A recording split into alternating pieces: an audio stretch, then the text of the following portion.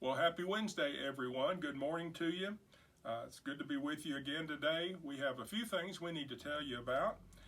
We want to continue to remember Chad Burris as he recovers from his surgery.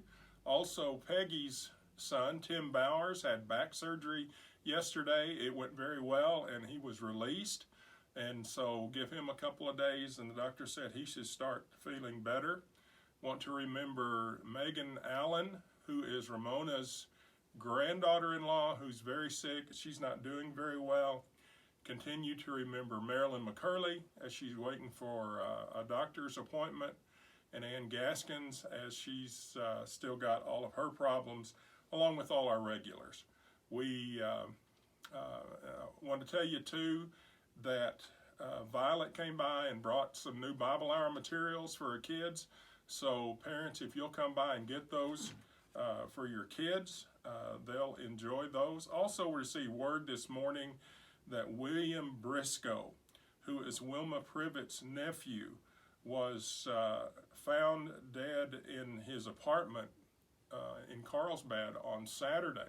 Really don't know anything else about that, but please be aware of that and be praying for that family, that the Lord would bless them and give them strength. This morning I want to talk to you about Joseph of Cyprus. Joseph of Cyprus was among the first Christians in the Jerusalem church. He was a devout person before he became a Christian. He was a Levite among the Jews, so he was a good man to start with, a big-hearted man.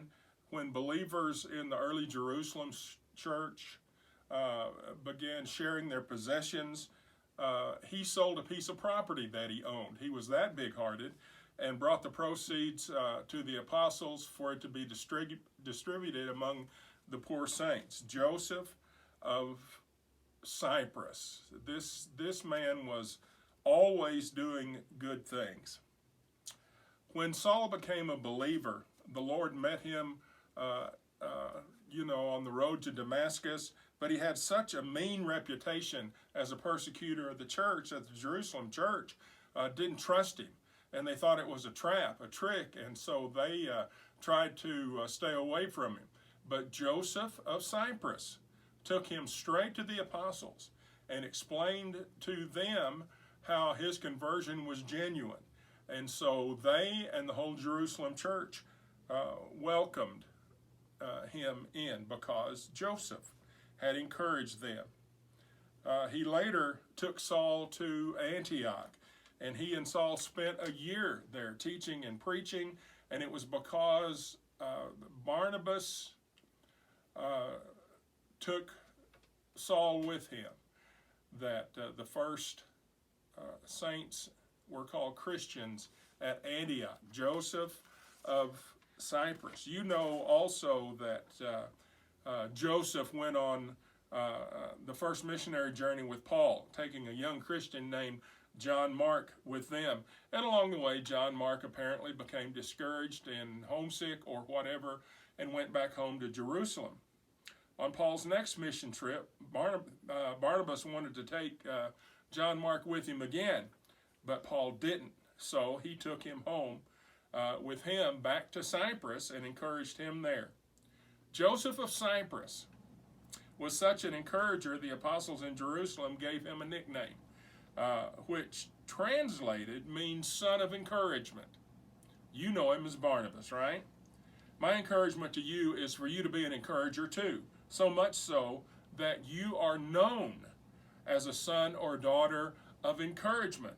Hebrews chapter 3 verse 13 says, "But encourage one another daily, as long as it is called today." And in these long days where we're still holed up at home and we're wondering what in the world we're going to do today, be an encourager. As long as it is called today, be an encourager. Find ways to encourage each other and become known as somebody who's a great encourager in this church. So, for the time being, keep your distance, but encourage everyone, okay? You have a great day, and be an encourager. Love you guys, and we'll see you Sunday. Bye-bye.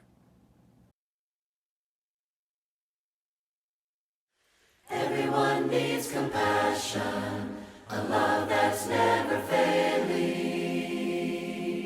Let mercy fall on me. Everyone needs forgiveness, the kindness of the Savior,